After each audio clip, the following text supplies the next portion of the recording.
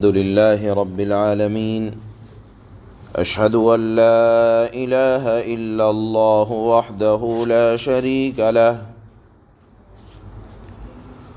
وأشهد أن سيدنا ومولانا محمدا عبده ورسوله أما بعد فأعوذ بالله من الشيطان الرجيم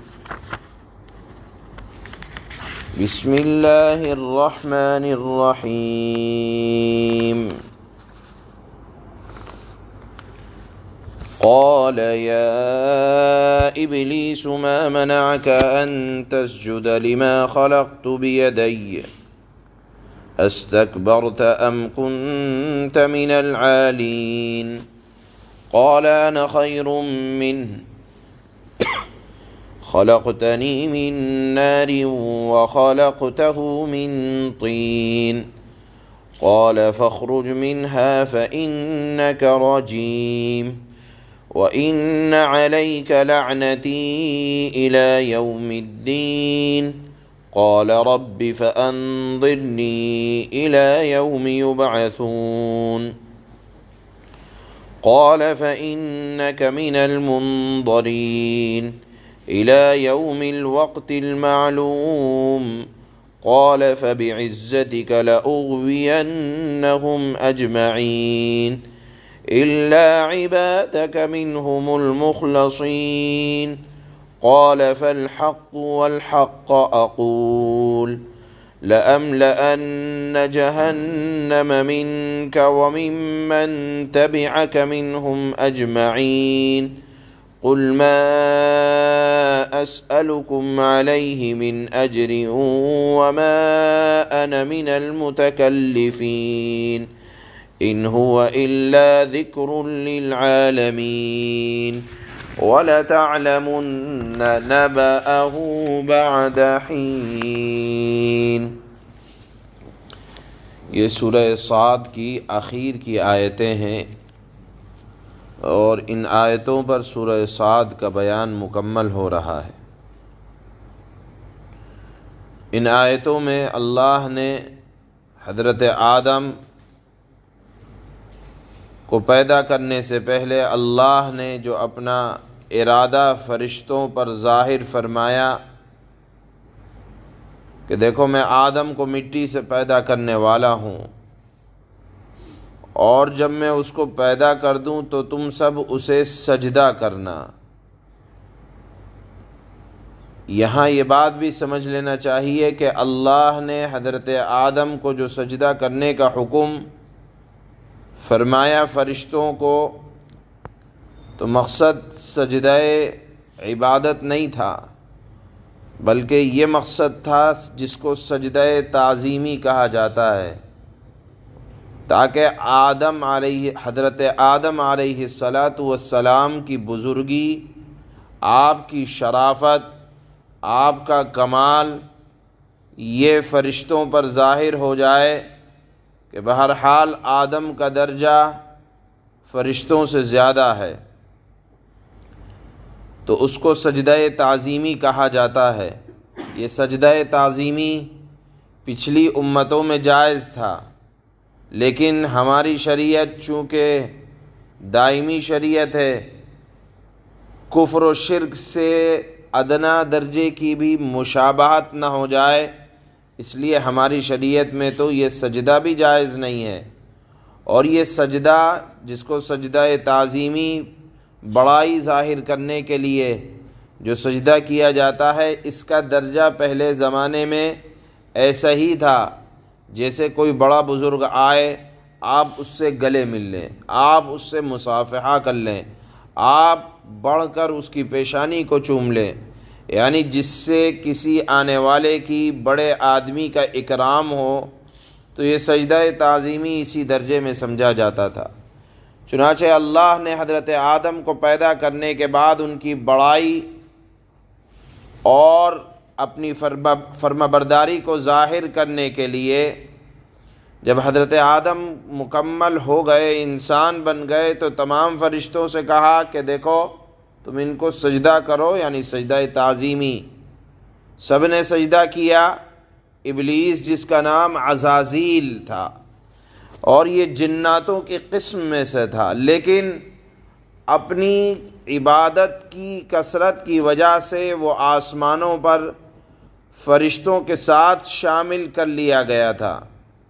وہ اپنی جگہ پر تنا کھڑا رہا اور آدم کو سجدہ نہ کیا۔ اب ان آیات میں بتلایا جاتا ہے کہ جب ابلیس نے تکبر کیا اور فرشتوں کے ساتھ حضرت آدم کو سجدہ نہ کیا تو حق تعالیٰ نے، اللہ نے سوال کیا کہ اے ابلیس، جس چیز کو میں نے اپنے ہاتھوں سے یعنی اپنے کمال سے اور جس کی طرف میری خاص توجہ تھی میں نے بنایا اور تو انکار کر رہا ہے، کیا وجہ ہے؟ اب دیکھیے، ابلیس نے اللہ کے ایک حکم کے مقابلے میں مقابلہ کیا۔ کیا مقابلہ کیا؟ کہ اے اللہ، آپ نے آدم کو مٹی سے اور گارے سے پیدا کیا ہے، اور مٹی کو تو روندا جاتا ہے، مٹی کی صفت تو یہ ہے کہ اس کو بڑائی نہ ملے، اور آپ نے مجھے آگ سے پیدا کیا ہے، میں آگ کی قسم میں سے ہوں، اور آگ کا جب جلتی ہے تو اس کا کام یہ ہے کہ وہ اوپر کی طرف جاتی ہے، اور مٹی کی صفت یہ ہے کہ وہ اس نیچے جاتی ہے۔ تو آپ نے آدم کو مٹی سے پیدا کیا، اور اب آپ مجھے حکم دے رہے ہیں کہ میں اس کو سجدہ کروں، تو جس کی صفت بڑائی جس کے اندر غالب ہے، وہ ایک حقیر چیز کو کیسے سجدہ کر سکتی ہے؟ اب آپ دیکھیں کہ اللہ کا حکم تھا، مان لینا چاہیے تھا۔ اللہ کے حکم کے مقابلے میں عقل کے گھوڑے نہیں چلانے چاہیے تھے، لیکن اللہ کے حکم کا مقابلہ کیا۔ اللہ نے فرمایا کہ جا، آج سے تو اس آسمان پہ رہنے کا حقدار نہیں ہے۔ معلوم یہ ہوا کہ عقل میں آئے یا نہ آئے، اللہ کا کوئی حکم آ گیا بے چوں چرا کہ ایسا کیوں ہے، ویسا کیوں ہے، یا ایسا حکم دے دینا چاہیے تھا۔ اللہ کو یہ بات پسند نہیں ہے، اور اسی وجہ سے یعنی اپنی جہالت کی وجہ سے جو لوگ شریعت کے مقابلے میں اپنی عقل چلاتے ہیں، اللہ کو ان کی اکڑ ذرا پسند نہیں آتی۔ شیطان کا ایک عمل تو یہ تھا کہ اس نے سجدہ نہیں کیا۔ اگر اللہ کا کوئی حکم نہ مانے تو اس کو زیادہ سے زیادہ فاسق کہا جاتا ہے، لیکن شیطان کا عمل یہ تھا کہ سجدہ نہیں کیا، اور آگے سے سامنے سے وہ اللہ کے سامنے دلائل رکھ رہا ہے کہ میں اس وجہ سے نہیں سجدہ کر رہا ہوں۔ اللہ نے فرمایا کہ جا، اب تو یہاں رہنے کا مستحق نہیں ہے۔ جاتے جاتے شیطان نے یہ کہا کہ اے اللہ، میں جا تو رہا ہوں، آپ مجھے قیامت تک کا مہلت دے دیجئے کہ میری زندگی کو بڑھا دیجئے، زندگی کی رسی کو۔ اللہ نے، دیکھیے، شیطان جانتا تھا کہ اللہ رب العالمین ہے، اللہ اپنی مخلوق سے محبت کرتے ہیں۔ اللہ اگر غصے میں بھی ہوں، اگر اللہ سے اللہ کے غصے ہونے کی حالت میں بھی دعا کی جائے تو اللہ دعا تب بھی قبول کرتے ہیں، یہ بات شیطان بھی جانتا تھا۔ اسی وجہ سے اس نے کہا کہ اے اللہ، مجھے آپ مہلت دے دیجئے، میری زندگی کی رسی کو ذرا لمبا کر دیجئے، جب تک قیامت نہ آئے آپ مجھے موت نہ دیجئے گا۔ اللہ نے کہا جا، تیری اس بات کو بھی مان لیا۔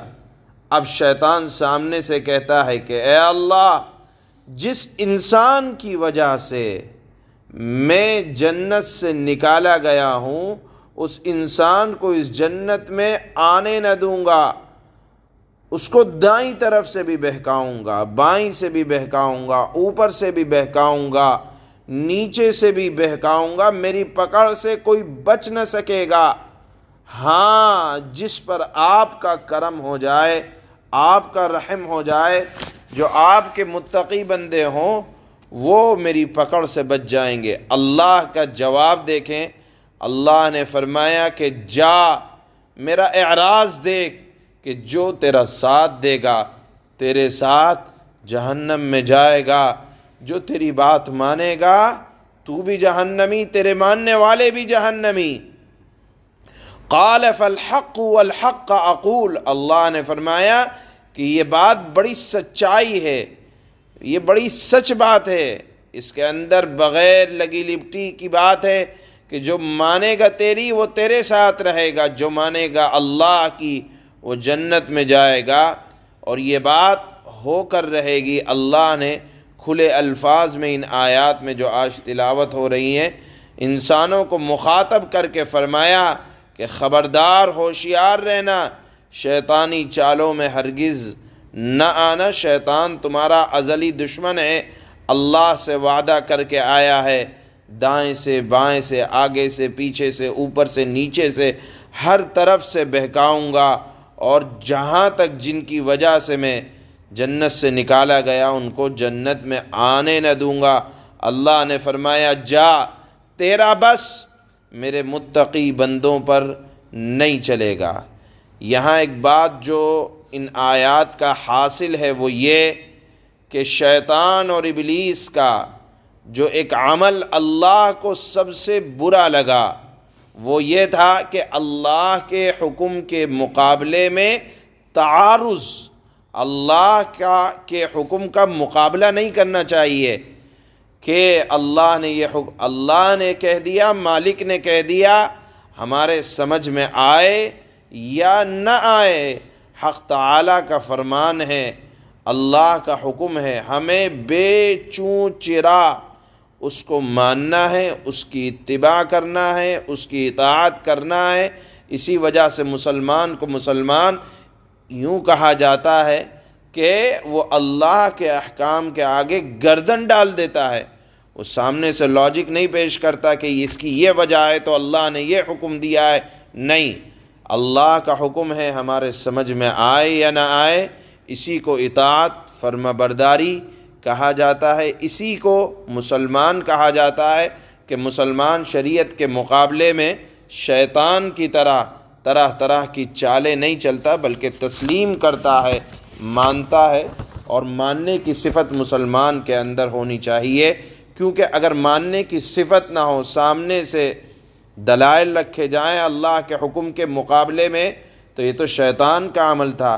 اسی عمل کی وجہ سے شیطان اللہ کے دربار سے نکالا گیا۔ یہی ان آیات کا خلاصہ اور حاصل ہے، اور یہی سبق ہے کہ اللہ کے مقابلے میں، کسی بھی حکم کے مقابلے میں اللہ سے دلیل کا مطالبہ نہیں کرنا چاہیے۔ چنانچہ اللہ فرماتے ہیں قال يا إبليس ما منعك أن تسجد لما خلقت بيدي استكبرت أم كنت من العالين۔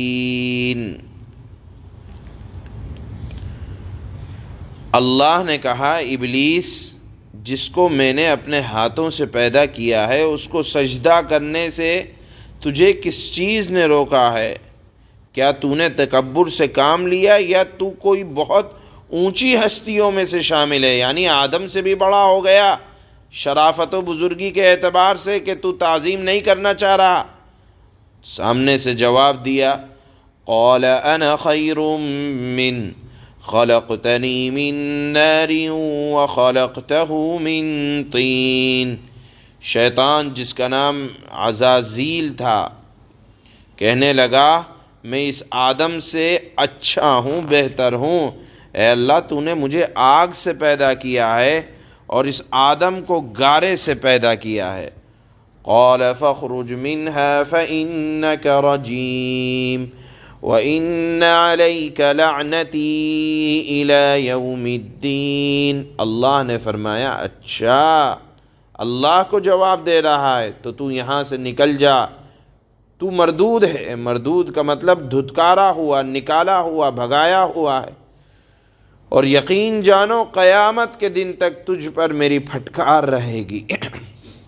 اب اللہ غصے میں ہے، لیکن شیطان سمجھتا ہے کہ اللہ اپنوں کی بھی سنتا ہے، غیروں کی بھی سنتا ہے، شیطان کی بھی سنتا ہے۔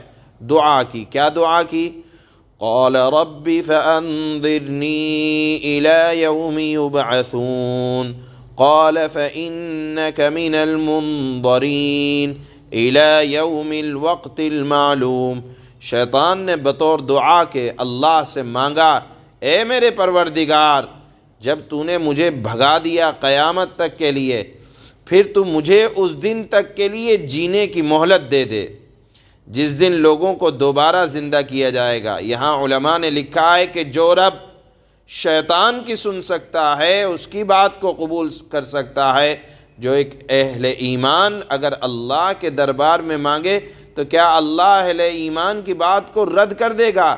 جس اللہ نے شیطان کی بات کو قبول کر لیا، اس کی دعا کو مان لیا، تو اللہ کیسے اہل ایمان کی دعاؤں کو رد کرے گا؟ یہ عقل سے پرے کی بات ہے۔ لہذا اہل ایمان کو ہمیشہ اللہ سے مانگتے رہنا چاہیے کہ جو اللہ شیطان کو دے سکتا ہے تو اہل ایمان کو کیوں نہیں دے گا؟ اس نے یہ دعا کی شیطان نے کہ میرے پروردگار، پھر تو مجھے اس دن تک کے لیے جینے کی مہلت دے دے جس دن لوگوں کو دوبارہ زندہ کیا جائے گا۔ قال فإنك من المنظرین، اللہ نے فرمایا چل جا، تجھے ان لوگوں میں شامل کر لیا گیا ہے جنہیں مہلت دی جائے گی، الی یوم الوقت المعلوم، لیکن یہ مہلت ایک متعین وقت کے دن تک ہے، یعنی روز محشر قیامت تک کے لیے ہے، قیامت کے بعد کوئی مہلت نہیں ہے۔ قال فبعزتك لأغوینہم اجمعین، کہنے لگا بس تو میری عزت، میں تیری عزت کی قسم کھاتا ہوں کہ میں ان سب کو بہکاؤں گا، الا عبادک منہم المخلصین، سوائے تیرے نیک برگزیدہ بندوں کے۔ قال فالحق والحق اقول، اللہ نے فرمایا تو پھر بات سن لے، سچی بات یہ ہے اور میں سچی بات ہی کہا کرتا ہوں۔ کیا بات سچی ہے؟ کہ لَأَمْلَأَنَّ جَهَنَّمَ مِنْكَ وَمِمَّنْ تَبِعَكَ مِنْهُمْ أَجْمَعِينَ، کہ بات بڑی سچی میں کہہ رہا ہوں۔ اللہ نے فرمایا کہ میں تجھ سے اور ان سب سے جو انسانوں میں سے تیرے پیچھے چلیں گے جہنم کو بھر کر رہوں گا۔ قُلْ مَا أَسْأَلُكُمْ عَلَيْهِ مِنْ أَجْرٍ وَمَا أَنَا مِنَ الْمُتَكَلِّفِينَ، اے پیغمبر لوگوں سے آپ فرما دیں کہ میں تم سے اسلام کی دعوت پر کوئی اجرت نہیں مانگتا، یعنی قرآن سنا رہا ہوں، حدیثیں سنا رہا ہوں، پیسے نہیں چاہتا ہوں تو تم سے تمہارے دین اسلام کو چاہتا ہوں، میں اسلام کی دعوت پر تم سے کوئی اجرت نہیں مانگتا، اور نہ میں بناوٹی لوگوں میں سے ہوں کہ بناوٹ کر کے باتیں قرآن کی آیتوں کو گڑھ گڑھ کر سنا دوں، نہیں، بلکہ یہ تو اللہ کا کلام ہے جو نازل ہو رہا ہے، وہی سنا رہا ہوں۔ ان هو الا ذکر للعالمین، یہ تو دنیا، یعنی یہ قرآن کی آیتیں، یہ مضامین دنیا جہاں کے لوگوں کے لیے بس ایک نصیحت ہے۔ وَلَتَعْلَمُنَّ نَبَأَهُ بَعْدَ حِينٍ، اور بہت تھوڑے سے وقت کے بعد تمہیں اس کا حال معلوم ہو جائے گا کہ اس قرآن کا، اس دین کا اللہ کے نزدیک کیا مقام ہے۔ سبحان اللہ۔